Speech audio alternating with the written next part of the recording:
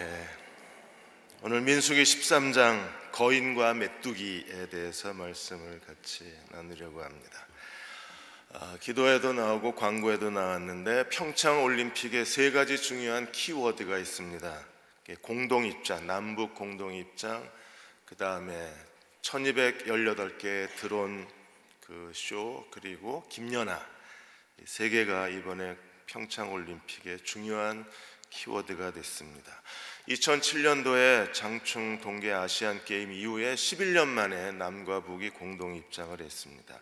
AP통신은 남북 평화의 상징처럼 성화의 불꽃 아래 나란히 자리했다고 톱으로 기사를 실었습니다. 1218개의 드론이 오륜기 형상을 했을 때 전 세계가 크게 환호를 했습니다. 그리고 개막식에 김연아, 피겨 여왕 김연아가 등장했을 때 월스트리트 저널은 김연아가 올림픽 연인이 되었다고 그렇게 김연아를 집중적으로 조명해서 기사를 실었습니다. 우리가 기대하는 것은 지금 북한이 유엔의 경제 제재 조치로 이제 빠져나갈 길이 없어요. 그래서 이번 평창 올림픽을 계기로 해서 남북한의 관계 개선을 통해서 뭔가 탈출구를 찾으려고 합니다. 저희가 기도하는 것은 이 평창 올림픽이 남북 관계의 전환점이 되기를 기도하고 있습니다. 여러분도 기도하실 때마다 하나님 이번 평창 올림픽이 남한과 북한의 관계의 새로운 전환점, 평화의 전환점이 되게 해달라고 꼭 기도해 주시기를 부탁을 드립니다. 민수기 13장, 14장은 아주 중요합니다. 왜냐하면 이 12명의 정탐꾼이 하나님을 반역한 사건이 민수기의 새로운 시대의 전환점을 이루기 때문에 그렇습니다. 이 정탐 사건을 중심으로 해서 첫 번째 인구조사, 그리고 26장의 두 번째 인구조사, 첫 번째, 두 번째 인구조사가 민수기의 중심 내용을 이루게 만든 결정적 사건이 오늘 13장, 14장에서 12명의 정탐꾼이 하나님을 반역한 사건입니다. 출애굽 역사 가운데 하나님이 두 번 모세가 중보기도해서 하나님의 분노를 누그러뜨린 사건이 두 번 있었어요. 하나님께서 크게 분노하셔서 아예 이스라엘 백성을 다 전멸시키시고 새로운 백성을 만드시겠다고 모세에게 말씀하신 사건이 첫 번째가 금송아지 사건이고 두 번째가 이번 13장, 14장의 가나안 정탐 사건입니다. 하나님이 이 두 개의 사건 때문에 이스라엘을 다 진멸해 버리시겠다 그랬어요. 그리고 새로운 백성을 세워서 가나안에 데리고 가시겠다.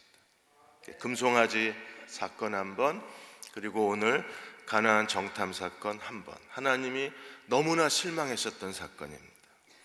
이스라엘 백성이 10장 12절에 보시면 그들이 거룩한 하나님의 성막 공동체가 되고 하나님 임재하시는 백성이 되어서 그들이 시내산을 떠나서 바란 광야에 이르게 되었어요. 그리고 그 바란 광야에서 바란 광야에 오기까지 어떤 일을 겪었나요? 11장 12장에서 제일 먼저 다베라 사건이 일어났어요. 여호와께 악한 말로 원망을 했습니다. 그리고 두 번째가 기브롯 핫다와라 사건이 일어나요. 그래서 하나님께서 거기서 이스라엘 백성들이 탐욕을 품고 고기를 달라고 소리를 지르자 하나님께서 실컷 먹으라고 메추라기 떼가 거의 1m가 쌓이게 하셨습니다. 그리고 한 달 동안 실컷 먹으라고 하나님이 메추라기 떼를 보내셨는데 결국에는 원망했던 사람들을 하나님이 다 심판하셨어요. 그게 기브롯 핫다와라 사건입니다. 그리고 나서 미리암이 모세의 권위에 도전하는 사건이 12장에서 일어나게 돼요. 이러한 일을 거치고 이제 바란 광야에 지도 좀 보여주시죠. 이렇게 해서 이제 바란 광야에 이르게 되었어요. 이 바란 광야에서 어떤 일이 벌어졌는가를 오늘 13장, 14장에서 설명해 주고 있습니다.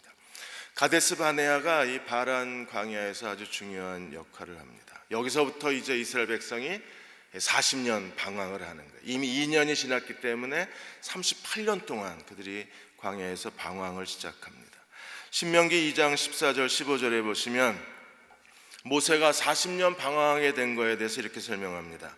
가데스 바네아에서 떠나 세렛 시내를 건너가기까지 38년이라. 이 가데스 바네아에서 떠나서 다시 세렛 시내를 건너기까지 38년 동안 이스라엘이 방황하게 돼요.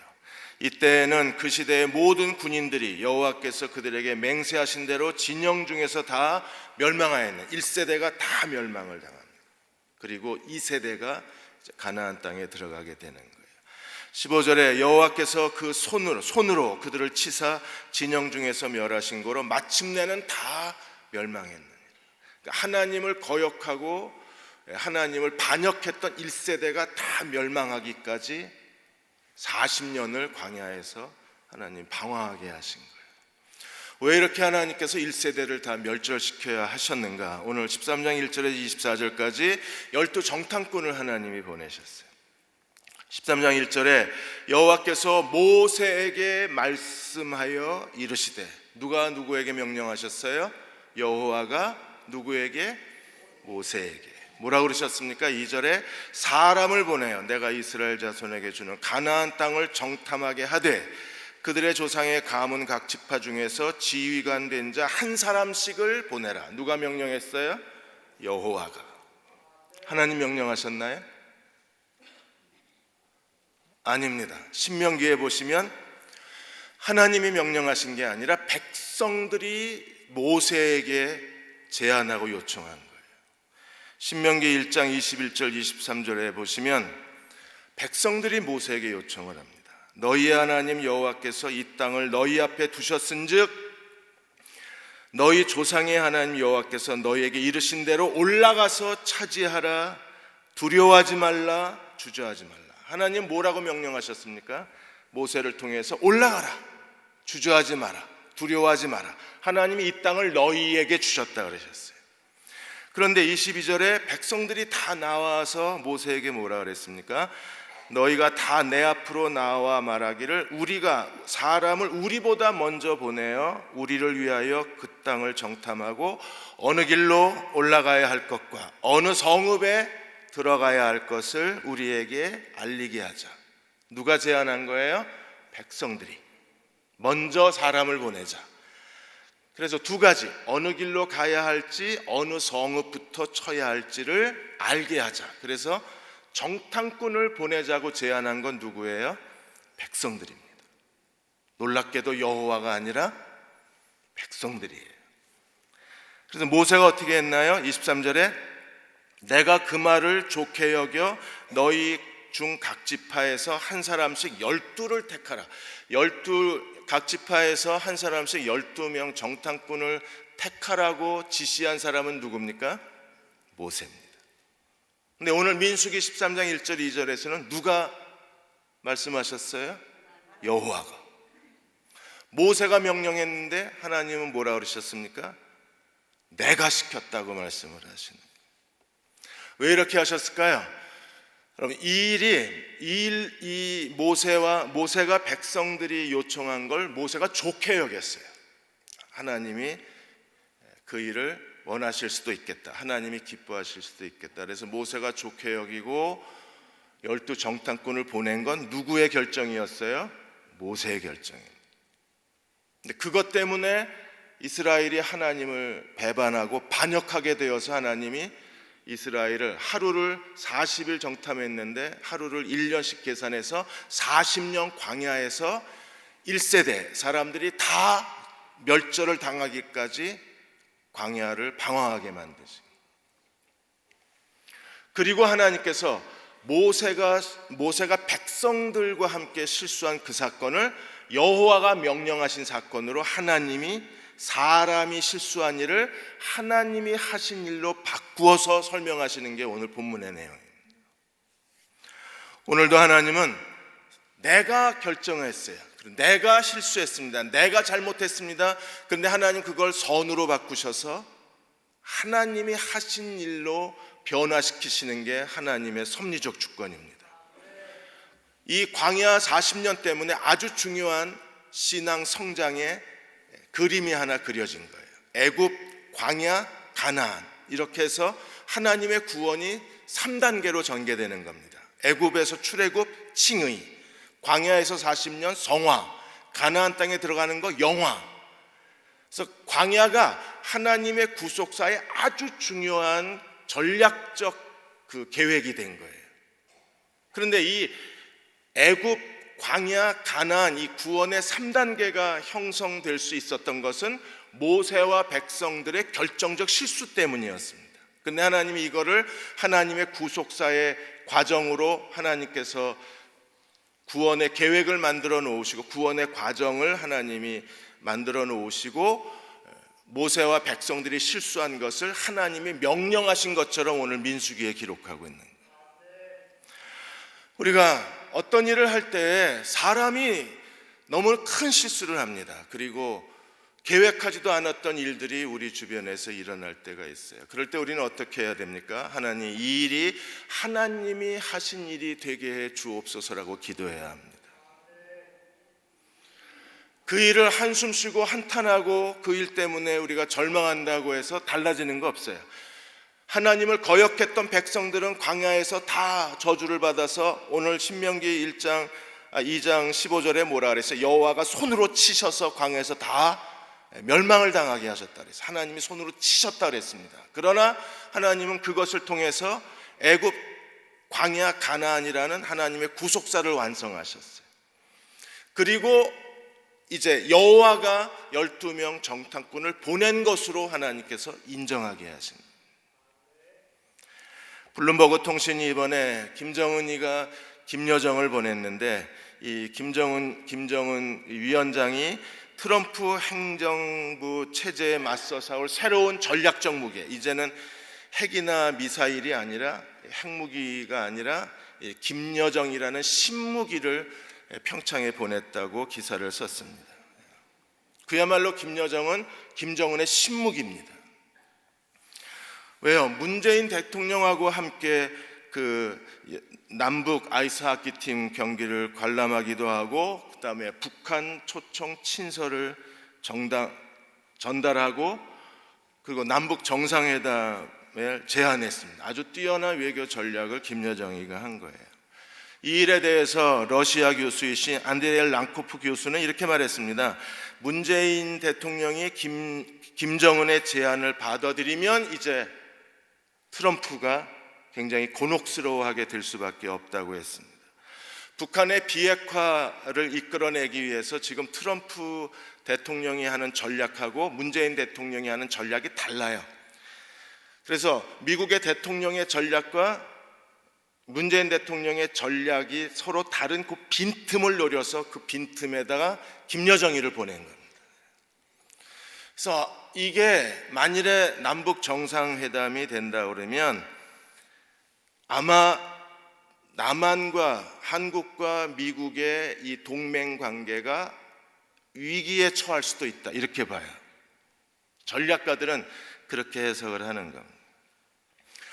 이런 뉴스를 보면 우리는 기도해야 합니다. 하나님, 이 김정은이가 김여정을 보낸 게 아니라 하나님이 김여정을 보내신 걸로 해 주십시오. 바꿔줘야 돼요. 이것 때문에 한미 동맹이 깨지고 북한이 원하는 대로 이 지형이 펼쳐져 가는 게 아니라 우리는 기도해야 합니다. 하나님이 원하시는 대로 이 일이 전개되게 해 주옵소서. 우리 개인의 삶 속에서도 똑같은 거예요. 어떤 일이 벌어졌을 때 우리가 그걸 가지고 하나님 앞에 기도해야 합니다. 이 일이 하나님이 행하신 일이 되게 해 주옵소서. 3절에서 20절까지 각 지파 지도자 12명의 이름이 나옵니다. 민수기 1장에서 12장까지 나와 있던 각 지파의 지도자 이름하고 전혀 다릅니다. 왜 그래요? 또 다른 12명을 세웁니다. 그렇게 할 수밖에 없는 이유가 가나안 땅을 40일 동안 정탐하려면 일단 체력이 뛰어나야 돼요. 그리고 그 땅을 정탐하려면 정책 능력이 뛰어나야 합니다. 체력도 뛰어나야 되고 판단력도 뛰어나야 되고 그 다음에 지리에 밝아야 되고 이게 동서남북도 구분하지 못하는 사람을 보내놓으면 이게 정탐이 안 되잖아요. 그래서 새로운 12명의 정탐에 적합한 지도자를 세운 겁니다. 그 중에 눈에 띄는 사람이 누굽니까? 6절에 보시면 유다 지파에서는 누가 나왔어요? 여분네의 아들 갈렙이 나와요. 갈렙은 출애굽 역사와 가나안 정복 역사에서 굉장히 중요한 사람입니다. 갈렙의 이름의 뜻이 뭐예요? 개라는 뜻을 갖고 있습니다. 그래서 그는 하나님께 충성된 사람. 우리는 개를 너무 좋아하잖아요. 그래서 애완견에서 얘가 이제 진급을 했어요. 승진을 했습니다. 이제는 뭐가 됐어요? 반려견까지 승진을 하셨어요. 이제는 사람입니다. 개가 아니고. 내 아들이에요, 내 딸이에요, 이러시고. 개가 정말 개과천선을 해서 이제는 사람이 된 시대에 우리가 살고 있는. 근데 갈렙이 그 개라는 이름을 갖고 있어요. 그는 정말 하나님께 충성된 사람. 사람들이 개를 좋아하는 이유는 단 하나입니다. 왜요? 정말 주인에게 충성합니다. 얻어맞고도 꼬리치고 오고, 하루 종일 집에서 심심해서 방바닥을 다 물어뜯다가도 주인이 오면 꼬리치고 오는 게 개잖아요. 그래서 사람들이 좋아하는 거예요. 사람에게 실망한 사람일수록 점점 더 개를 더 좋아하시게 됩니다. 개는 사람을 실망시키지 않기 때문에 그렇습니다. 가끔 사춘기 걸린 개들이 이상해서 그렇지 개는 충성됩니다. 또 한 사람, 눈에 띄는 사람이 누구예요? 에브라임 지파. 남유다의 남왕국의 중심 유다 지파의 갈렙, 그 다음에 북이스라엘의 중심 지파 에브라임 지파의 호세아. 호세아는 나중에 16절에 모세가 이름을 바꿔요. 호세아에서 뭘로 바뀝니까?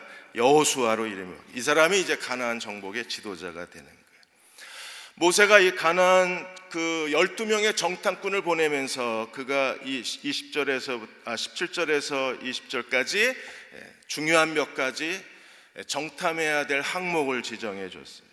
그래서 17절에 가나안 땅을 정탐하라.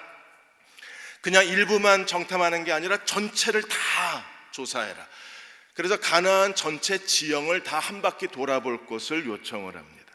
그리고 18절에 그 땅이 어떠한지를 정탐하라. 그래서 제일 먼저 해야 될 게 뭐예요? 그 땅 거민이 강한지 약한지, 많은지 적은지.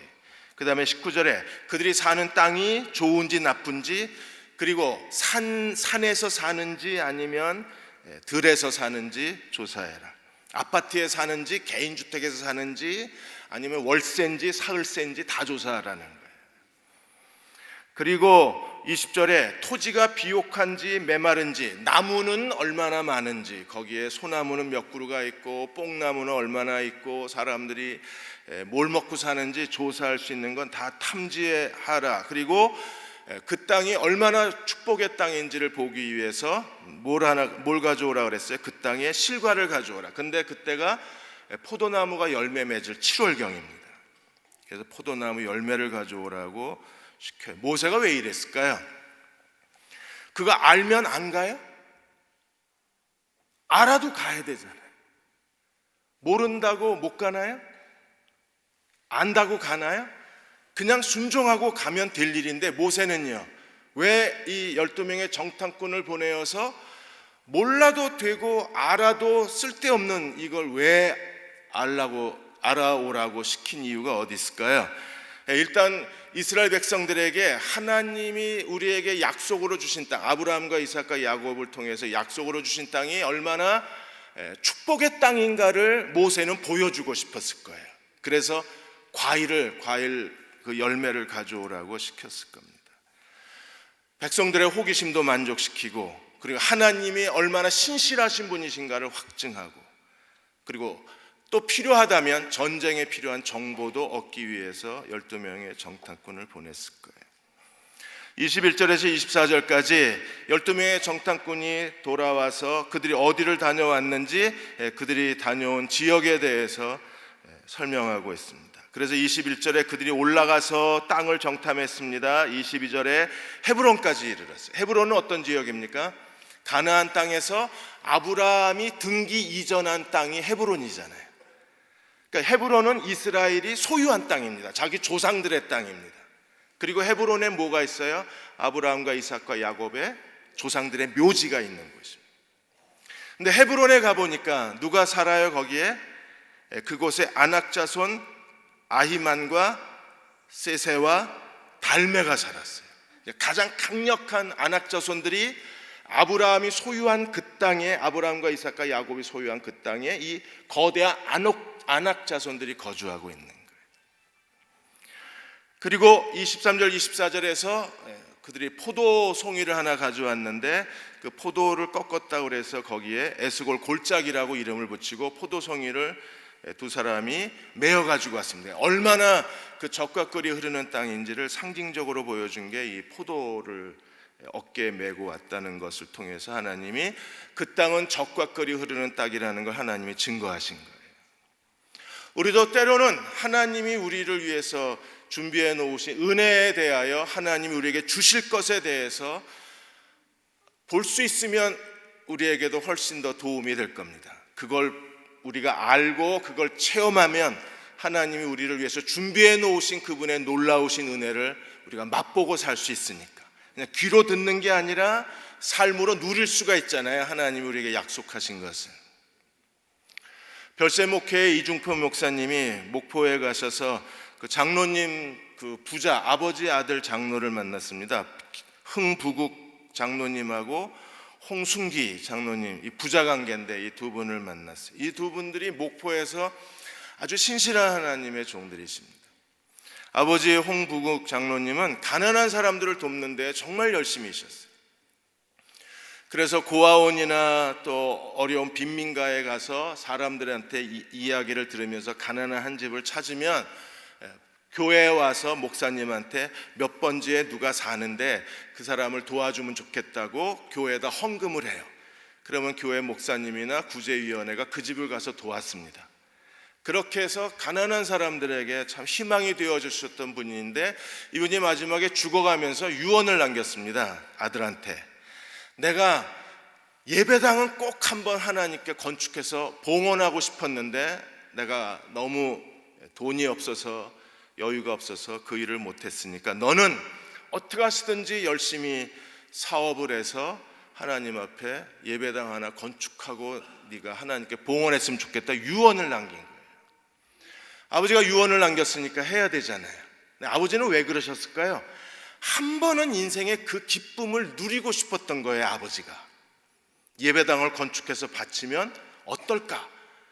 그 은혜를 누리고 싶었는데 이분은 기회가 안 된 거예요. 마치 다윗이 성전을 짓고 싶었는데 허락 안 된 것처럼 아버지가 못한 거예요. 그래서 아들한테 유언을 남겼어요. 이분이 열심히 사업을 해서 목포에서 아주 성공한 사업가가 됐습니다. 그 땅을 한 1000여 평 샀어요. 그리고 거기에 40억이 넘는 돈을 들여서 하나님 앞에 예배당을 건축하고 교회 하나님께 봉헌을 한 겁니다. 그리고 그 아들이 그 봉헌 때에 와서 얘기를 한 거예요. 왜 아버지가 왜 예배당을 지어 건축하라고 그랬는지 이제야 내가 온몸으로 느낀다는 거예요. 그러니까 아버지는 마치 가나안 땅을 정탐하고 그 땅이 얼마나 젖과 꿀이 흐르는 땅인가를 눈으로 본 사람들의 그 경험처럼 아버지는 그걸 누리고 싶었는데 아버지는 못 누리고 대신 누구에게 그걸 누리게 했어요? 아들에게. 그래서 이중표 목사님이 가서 그 얘기를 듣고 너무나 큰 감동을 받으신 거예요. 그래서 어느 날 그 장로님이 초대를 해서 그 장로님 집에 갔는데 장로님 집 옆에 아주 그 다 쓰러져 가는 집이 하나 있어서 저 집은 뭐냐 그랬더니 아버지가 살던 집. 아버지가 살던 집을 없애지 않고 아버지가 살던 유품을 그대로 그 아버지가 쓰던 성경책, 아버지가 쓰던 그 성경 보는 탁자 그대로 다 있고 자기가 퇴근하고 돌아오면 꼭 그 집에 가서 아버지가 앉았던 자리에서 아버지가 읽었던 성경을 읽고 아버지가 기도하던 자리에서 기도한다는 거예요. 그래서 목사님이 큰 감동을 받았습니다. 그리고 이제 몇 해가 지나서 부산의 한 교회에 가서 부흥회를 했는데 거기에 홍 장로님이라는 분을 만났는데 그분이 이 홍순기 장로 동생이에요. 홍순기 장로 동생인데 동생도 사업가예요. 부산에서 사업을 하는데 이 사람도 예배당을 건축해서 교회에 바친 사람이에요. 그래서 형하고 동생이 다 아버지의 유언을 따라서 하나님께 그 드리는 기쁨을 누린 거예요. 여러분 보고 그러라는 게 아닙니다. 그냥 이 아버지가 그렇게 하나님을 섬기면 얼마나 좋을까 했는데 그걸 못 이루시고 대신에 아들에게 유언을 남겼는데 아들이 그걸 누렸다는 거예요. 모세가 12명의 정탐꾼을 보낸 거는 지금 진행되고 있는 상황이 그렇게 유쾌한 상황은 아니지만, 그럼에도 불구하고 우리는 하나님이 우리를 위해서 예비해 놓으신 그분의 은혜와 하나님이 우리를 위해서 준비해 놓은 하나님의 축복이 무엇인가를 미리 보고 그것을 마음에 소망하고 그 은혜를 갈망하는 마음이 우리에게 있어야 돼요. 그 은혜가 갈망이 되어야 우리의 평생 동안에 그 은혜를 성취해낼 수 있기 때문에 그렇습니다. 지금 12명의 정탐꾼은요, 잘 보고 왔습니다. 그러나 그게 그들에게는 아주 결정적인 걸림돌이 된 거예요. 25절에서 33절까지가 이제 정탐꾼의 보고 내용인데, 25절에서 29절까지 그들이 보고하면서 이렇게 말합니다. 25절에 40일 동안 땅을 정탐하기를 마치고 돌아왔어요. 그리고 과의를 보이고 27절에 모세에게 말하 이르되 당신이 우리를 보낸 땅에 간즉 과연 그 땅에 젖과 꿀이 흐르는데 이것은 그 땅의 과일이다. 그래서 포도 송이를 보여주었습니다. 여기까지는요, 하나님이 우리에게 주신 땅은 젖과 꿀이 흐르는 땅입니다. 얼마나 거룩하고 얼마나 은혜롭고, 그리고 하나님이 그들을 위해서 이런 놀라운 복을 예비하셨다는 게 얼마나 큰 축복이에요.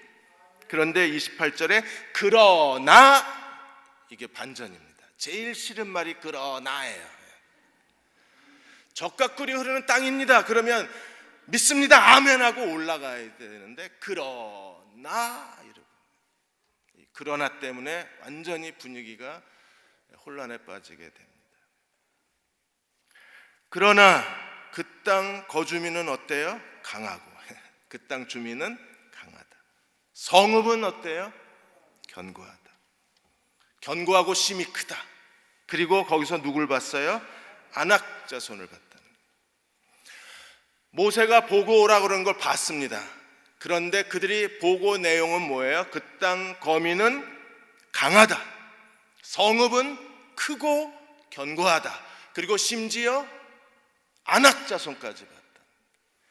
그리고 29절에 누가 어디에 사는지 다 조사해 왔습니다. 아말렉 사람들은 어디에 거해요? 남쪽에 거하고, 그 다음에 헷사람, 여부스, 아모리 사람은 어디에 거합니까? 북쪽 산지에 거하고, 가나안 사람은 어느 쪽에 거해요? 서쪽 해안에 거하고, 그리고 어디 쪽에 거합니까? 요단강에 거하는 거예요. 그들이 자세하게 지형도를 다 그려가지고 오긴 했습니다. 그러나 문제는 뭐예요? 거주민은 강하고 성읍은 크고 견고해서 우리가 올라갈 수 없다는 거예요. 그러자 백성들이 웅성대기를 시작을 합니다. 여기에 갈렙이 선언을 해요. 30절에 보시면 갈렙이 모세 앞에서 백성을 조용하게 하고 이르되, 그러니까 시끄러웠을 거 아니에요. 크다, 강하다, 아낙 자손을 봤다 그랬으니까 여기저기서 웅성웅성 걸렸을 거 아니에요. 그러니까 순식간에 그 보고 장소가 혼란에 빠졌을 겁니다. 너희 때문에 혼란에 빠진다 지금. 그래서 갈렙이 뭐라고 선언을 했어요? 30절에 우리가 곧 올라가서 그 땅을 취하자 능히 이기리라. 올라가자 능히 이기리라. 그러나 10명의 정탐꾼은 어떻게 보고했습니까? 30절에서 33절까지 그들이 이렇게 절망적으로 보고합니다. 31절에 그와 함께 올라갔던 사람들이 이르되 우리는 능히 올라가서 그 백성을 치지 못하리라. 이유가 뭐예요? 그들은 우리보다 강하니라. 그 땅 거민은 강하니라. 우리는 올라가서 그 땅을 취하자. 갈렙이 선언했습니다. 그러자 사람들은 우리는 능히 올라갈 수 없다. 우리가 할 수 있다 하는 사람하고 우리가 할 수 없다 하는 사람, 누가 이겨요? 항상 부정적인 사람이 이기는 거예요. 여기는 2명이고 여기는 10명이 달려드는 거예요. 우리는 능히 올라갈 수 없다. 왜요? 우리보다 강하다는 거예요. 그리고 32절에 땅도 악평을 합니다. 이스라엘 자손 앞에서 그 정탐한 땅을 악평하여 이르되 그 땅을 두루다니며 정탐한 땅은 거주민을 삼키는 땅이다. 그 땅은 저주받은 땅이다. 왜요? 너무나 비옥한 땅이기 때문에. 비옥한 땅은요, 전쟁의 주요한 목표가 되는 거예요. 이 비옥한 땅 때문에 전쟁이 끊이지 않을 거다. 전쟁이 계속 일어날 거다. 그래서 그 땅은 사람들을 죽이는 땅이다. 사람들을 망하게 하는 땅이다. 그 땅을 가지면 망한다는 거예요. 왜? 너무나 비옥한 땅이기 때문에. 하나님이 주신 그 비옥한 땅을 이렇게 해석할 줄은 아마 모세도 몰랐을 겁니다. 기가 막히게 해석해냅니다. 적과 끓이는 땅이다. 그러나 거민을 삼키는 땅이다. 그 땅의 비옥함 때문에 전쟁이 끊어지지 않을 거고 전쟁이 멈추지 않을 거고 결국 우리는 다 죽을 거라는 겁니다. 어떻게 해석을 이렇게 합니까? 하나님은 어디 가고? 사람이 한번 부정적인 마음에 빠지면요, 하나님이 안 보이는 거예요. 그냥 일어날 수 있는 온갖 추측을 하는 거예요. 일어나지도 않은 일에 대해서 부정적인 미래를 예견하기 시작하는 거예요. 이럴 땐 정말 예언자들입니다. 거주민을 삼키는 땅이요, 땅에 대해서 악평을 하고 그 다음에 거기에 본 모든 백성에 대해서 두려워하는 거예요. 거기에 모든 백성은 신장이 다 장대한 자들이, 아무리 가나안 땅의 사람들이 다 거인이었겠어요. 그런데 모든 백성은 다 거인이라는 거예요. 그리고 뭐라고 얘기합니까? 33절에 거기서 네피림의 후손인 아낙 자손, 네피림, 창세기 5장에 천사가 그 사람의 여자하고 낳은 사람들이 그 당시에 네피림이라고 불렀잖아요. 그 네피림의 후손이 아낙 자손이라고 그렇게 불렀습니다. 그래서 아낙 자손의 거인들을 보았나니 우리가 스스로 보기에도 메뚜기 같으니 그들 보기에도 그와 같았을 것이라. 그래서 거인과, 그들은 거인이고 내가 날 볼 때는 메뚜기 같은 거예요. 이보다 더 그 열등감이 없어요. 이렇게 자기 비하에 빠지고 자기를 무가치하게 여기고 자기를 형편없게 생각하는 메뚜기 의식에 사로잡힌 사람들은요, 더 이상 하나님께 쓰임받기가 진짜 어렵습니다. 할 수 없다 사상에 빠지면요, 아무것도 못하게 돼요. 그리고 하나님을 섬기는 게 다 형식적인 거예요. 그건 안 돼. 그냥 모든 게 다 안 돼. 안 돼. 안 돼 복음에 빠진 사람. 하나님 여러분의 남편을 변화시킬 수 있을까요? 아마 안 될 거예요. 하나님이 이 대한민국의 이 혼란스러운 이 나라를 변화시킬 수 있을까요? 글쎄요.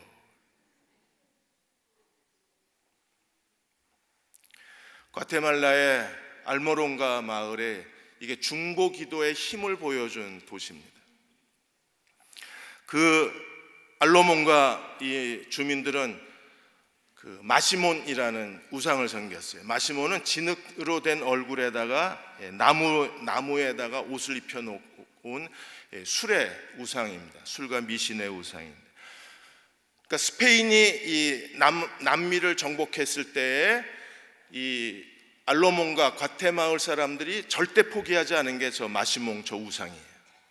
우리 이걸 섬기도록 허락만 해주면 다 주겠다고 그래가지고, 그래서 스페인이 그 남미를 정복하면서 제거하지 못한 게 저 마시몬 우상입니다. 그 앞에다가 싸구려 술을 갖다 붓고 우상을 섬기는 우상의 도시였어요.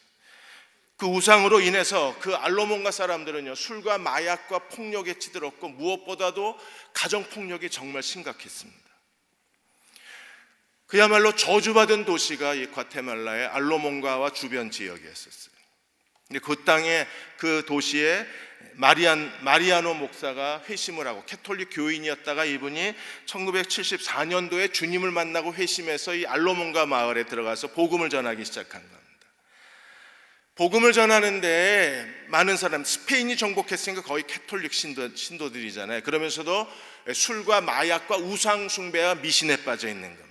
그런 지역에 복음을 전했을 때 사람들이 박해하고 이 마리안느 목사를 핍박을 했습니다. 어느 날은 6명의 사람들이 들어와서 총을 가지고 들어와서 이 마리안느 목사의 입에다가 총을 집어넣고 죽인다고 협박을 하고 방아쇠를 당겼는데 총알이 들었는데 총이 안 나가는 거예요. 탕탕탕탕 했는데 총알이 하나도 안 나가요.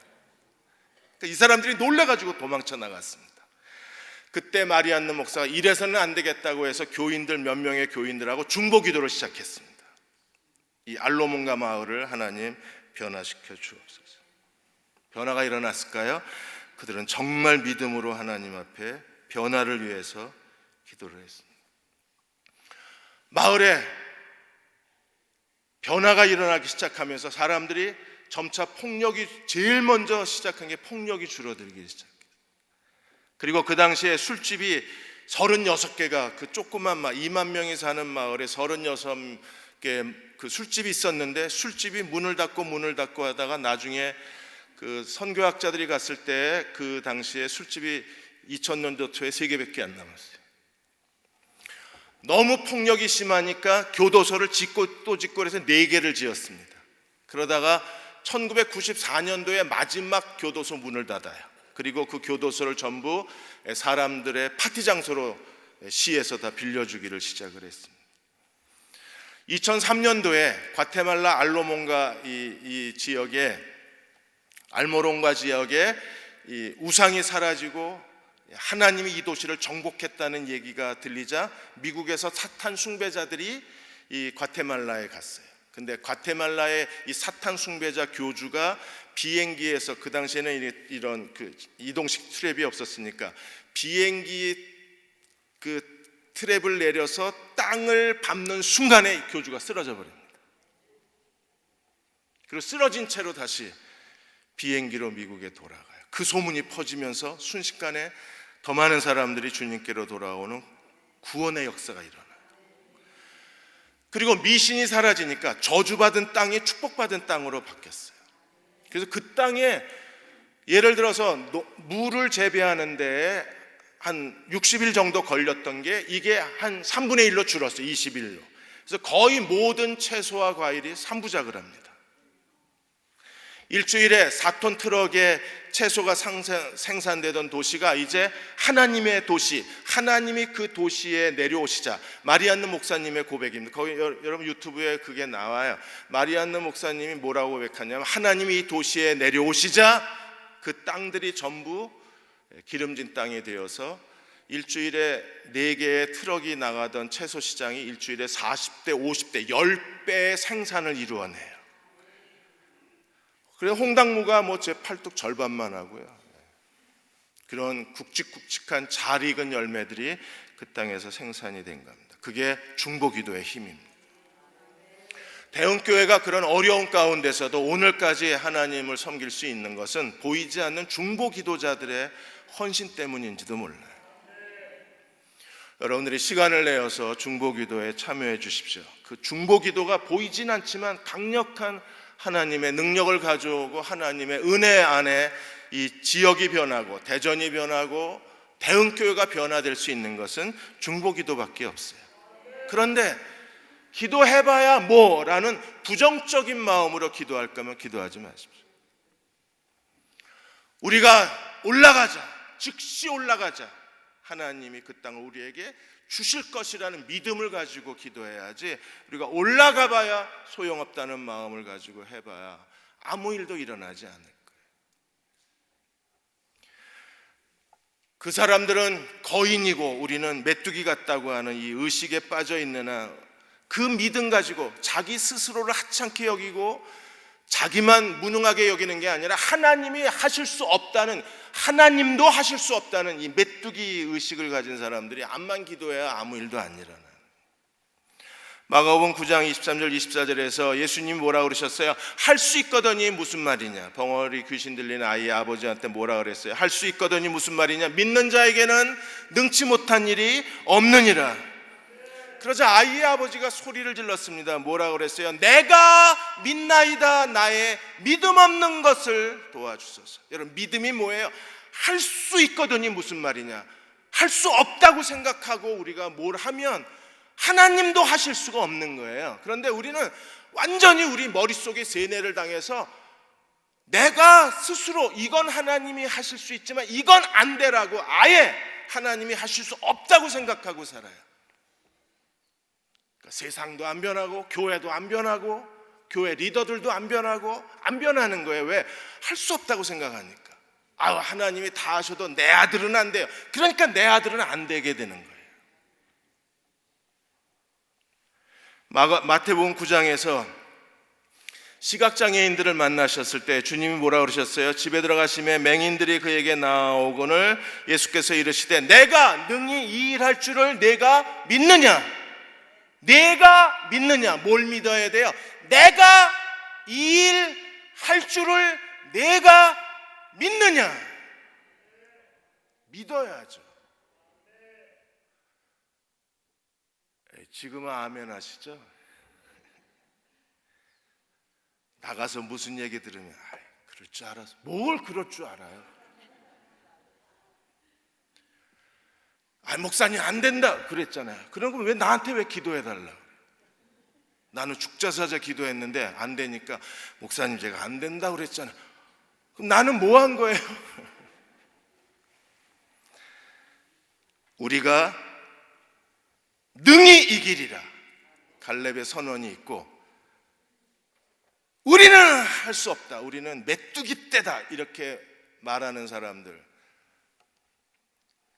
그런데 대부분은 우리가 어느 쪽에 더 서 있어요? 우리는 메뚜기 떼다. 그렇지 뭐 하나님이 나 같은 놈한테 역사하실 리가 없죠. 하나님이 암만 내가 기도해도 나는 안 돼 라고 생각하는 게 이게 메뚜기 사상이잖아요. 나는 안 돼. 너는 되는데 나는 안 돼. 나는 안 되는 게 맞아. 안 되는 게 맞아요? 여기서 벗어나지 않으면요 아무 일도 안 일어납니다. 우리가 능히 이기리라. 누구 때문에? 하나님이 함께 하시고. 우리는 이길 수 없다. 저들은 우리보다 강하다. 성읍은 크고 견고하고 안악자손이야, 안악자손. 네 피림의 자식들이 있어 거기에. 안 돼. 그렇게 생각하니까 아무 일도 아니라. 하나님 오늘 저희들에게 믿음을 주셨으면 좋겠어요. 히브리 사람들이 즐겨하는 서로에 대해서 아랍 사람들은 인샬라 하나님 뜻이다 이 말을 많이 하잖아요. 근데 히브리 사람들은, 유대인들은 마잘토브라는 말을 많이 합니다. 마잘토브. 예를 들어서 아이가, 그 마잘토브가 무슨 뜻이냐면 하나님이 너에게 축복하시기를, 너에게 행운이 있기를, 그런 뜻이에요. 아이가 뭐 아버지가 아끼는 뭐 그릇을 하나, 엄마가 아끼는 그릇을 와장창 깨면요, 엄마가 제일 먼저 하는 말이 뭐냐 하면 마잘토브부터 합니다. 애가 실수해서 그릇 깬 게 뭐 그렇게 축복할 일입니까? 그런데 그 아이는 그 실수를 통해서 뭔가를 깨달았을 거잖아요. 내가 이렇게 장난치면 안 되겠구나.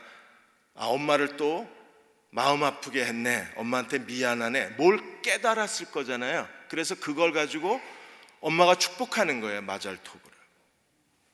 주변에 일어나는 모든 일들을 아랍 사람들은 인샬라 이러고, 모든 게 하나님 뜻이라고 그럽니다. 사람 죽여놓고도 인샬라 이러잖아요, 걔네들은. 근데 히브리 사람들은 마잘토브라는 말을 즐거워합니다. 왜요? 하나님이 우리의 실수를 하나님이 하신 일로 바꾸어 내실 수 있는 전능하신 하나님이시고 우리에게 사랑을 베푸신 하나님이시기 때문에 마잘토브라고 말할 수 있어요. 기분 나빠하지 마시고, 서운해하지도 마시고, 마음 아파하지도 마시고, 마잘토브라고 얘기하십시오. 제가 아까 그 목포에 홍 부장님 얘기를 왜 했는지 이제 생각이 났어요. 여러분, 이럴 때 여러분이 마잘토브 해주셔야 돼요. 너 요즘 이상하더라. 가끔 좀 이상해졌어요. 자꾸 잊어버려요. 이럴 때 제가 이거 빼뜨렸네 그러면 여러분들이 이러고 눈을 부릅뜨고 쳐다볼 게 아니라 마잘토브 해주셔야 돼요. 제가 이 홍 부장님 얘기를 왜 했냐면, 김중량 목사님 개척할 때 일생에 한 번쯤은 개척해 보라고 얘기를 해야 되는데 이걸 잊어버렸어요. 사람이 태어나서요 개척교회 한 번도 못 해보고 죽으면 억울하잖아요. 안 그러세요?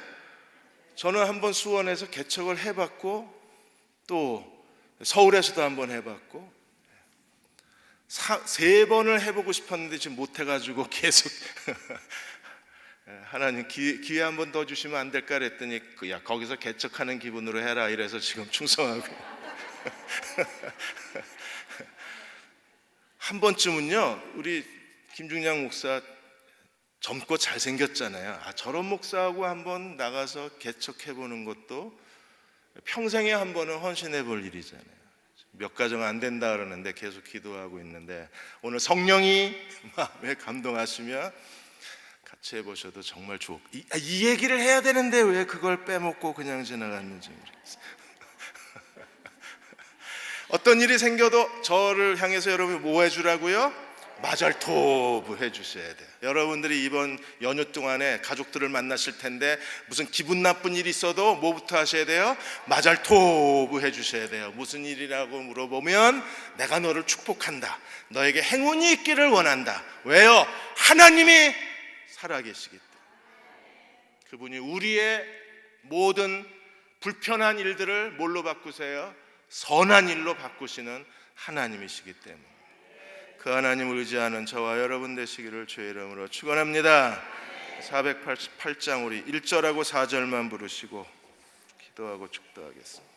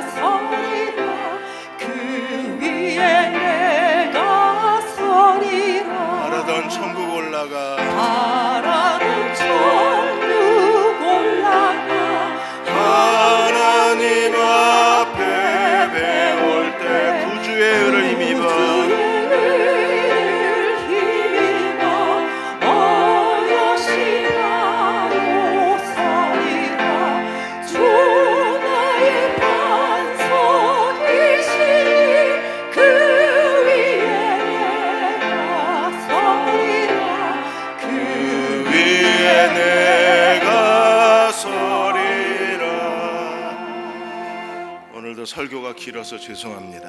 이럴 때 뭐 하라고요?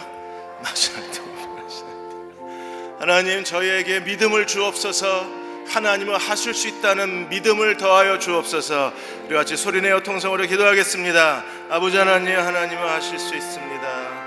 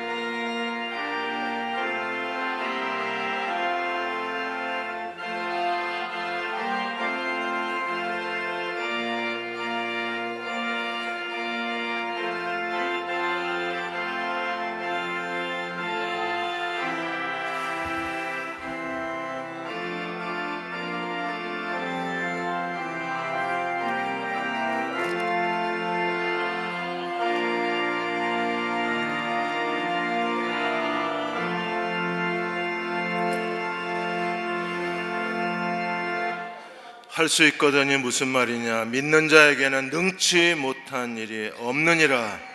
하나님 우리에게 이 믿음을 더하여 주옵소서.